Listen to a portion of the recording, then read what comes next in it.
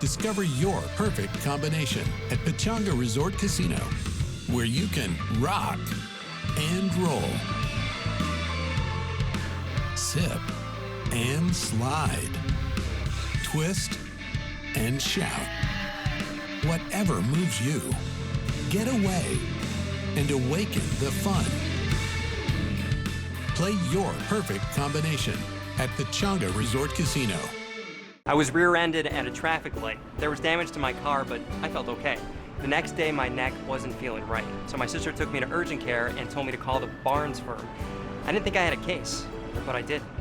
After I slipped in the lobby, I thought everything was fine, but it wasn't. The next day, my doctor told me to call an attorney, so I called the Barnes firm. I didn't think I had a case, but I did. Not sure if you have a case? Call the Barnes firm now for your free consultation. You don't pay unless we win. 808 million. Breaking news right now at 3. A jury finds former President Donald Trump liable for battery and defamation of a woman who accused him of rape. What this means, how much he's been ordered to pay, and what he says about it. Day 2 of our coverage here in Tijuana as Title 42 comes to a close. We go into another shelter that houses 1,600 migrants. And fighting to keep their community garden alive. Why Compton growers may have to pull up stakes. The NBC4 News at 3 starts with breaking news. Good afternoon, everyone. I'm Michael Brownlee. Annabelle is on assignment in Mexico, reporting on the end of Title 42 this week. We, of course, will have much more of that in just a bit. But first, that breaking news. A federal jury found a former President Trump liable for not only sexually abusing a writer back in the 90s, but defaming her last fall when he accused her of making it all up. NBC4's Conan Nolan joins us live from our newsroom. Conan, he'll now be on the hook with to pay $5 million, right? That's right. And keep in mind, he's been impeached twice. He's the first president in history to face a criminal referral. Now you can add a civil conviction for being liable in a sexual assault case to former President Donald Trump's Wikipedia page. Ms. Carroll, can we have a statement, please? The accuser, New York journalist and former advice columnist E. Jean Carroll, leaving with her legal team, clearly satisfied that justice had been served. We're very happy.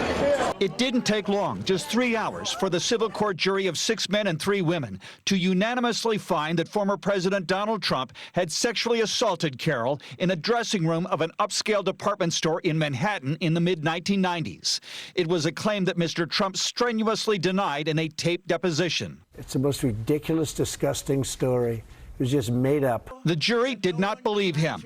The former president never showed up for the trial. He did not testify in his own defense. NBC's Ron Allen. And on Carroll's side were some other witnesses who said that she had called them when this happened, friends of hers. And there were 2 other women who were allowed to testify who claimed that Donald Trump sexually assaulted them years ago. The plaintiff's attorneys argued that Mr. Trump's Access Hollywood recorded admission that being famous allowed him to grab women by the genitals was itself a confession. Besides the sexual assault verdict, the jury also found Mr. Trump defamed Carroll and awarded her $5 million in damages. Outside the courtroom, vindication. We know that he is a predator. I mean, there's just so much you can deny. Trump does damage to himself. Let's be clear. This would not be happening if Trump had not accosted that woman in Bergdorf Goodman and all these other women. One small victory for the defense. The jury found that while Mr. Trump was responsible for a sexual assault, they did not determine it to be rape. His attorney. Part of me was obviously very happy that Donald Trump was not branded a rapist. I didn't think there should be any liability findings, so we'll pursue it. We'll pursue that. The former president responded on his own social media site, saying again he does not know E. Jean Carroll and says that the verdict was a, quote, continuation of what he has called the greatest witch hunt of all time. His defense team say they will appeal. I'm Conan Nolan, NBC4 News. Conan, appreciate that. Now to the countdown to a potential border crisis as Title 42 is set to expire Thursday night at 9. That's the COVID-era immigration law that allowed border officials to send migrants back faster with no penalties. They're also not allowed to request asylum. So when Title 42 expires, we go back to previous immigration law known as Title 8.